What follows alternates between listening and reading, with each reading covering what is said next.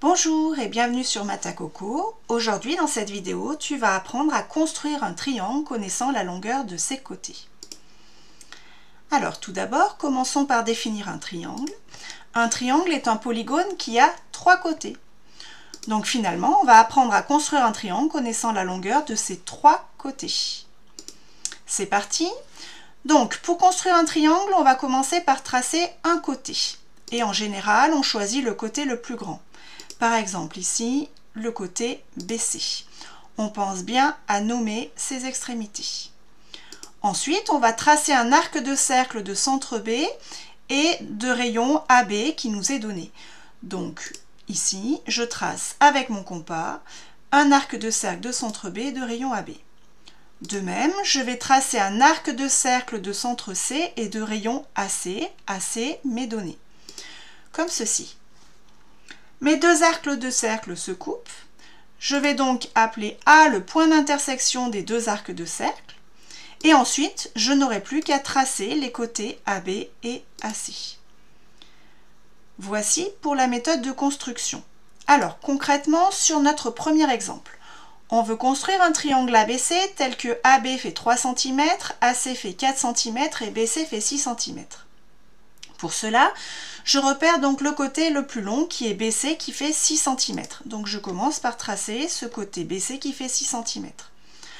Ensuite, je vais donc tracer avec mon compas un arc de cercle de centre B de rayon 3 cm, comme ceci. Puis un arc de cercle de centre C et de rayon 4 cm. Je vais appeler A le point d'intersection des deux arcs de cercle et je construis les côtés BA et AC. Voilà, mon triangle est terminé. Alors, je remarque donc que BC est le côté le plus long et que sa longueur 6 cm est inférieure à 4 plus 3. Autrement dit, la longueur BC est strictement inférieure à la longueur AB plus la longueur AC.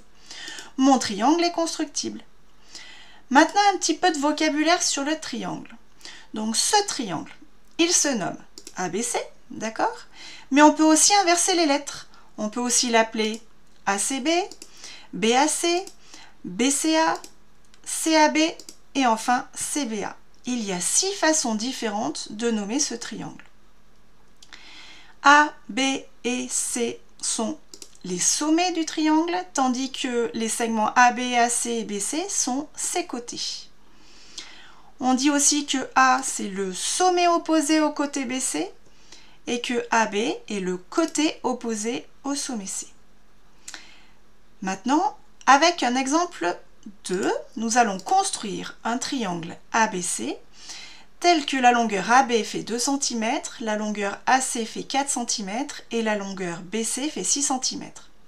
Comme tout à l'heure, je repère le côté le plus long qui est BC qui fait 6 cm et je le trace. Je prends mon compas, je trace un arc de cercle de centre B de rayon 2 cm, je trace un arc de cercle de centre C de rayon 4 cm et là, je m'aperçois que les deux cercles ont exactement un seul point d'intersection qui se situe sur le segment BC. Donc j'obtiens un point A qui est sur le segment BC, donc finalement mon triangle est un triangle plat. Comme tout à l'heure, je remarque donc que BC est le côté le plus long, mais cette fois-ci, sa longueur, 6, est égale à 2 plus 4. Donc la longueur BC est égale à la longueur AB plus AC. J'obtiens ici un triangle plat. C'est parti pour le troisième exemple. Je veux construire un triangle ABC tel que ma longueur AB fait 2 cm, ma longueur AC fait 3 cm et ma longueur BC fait 6 cm.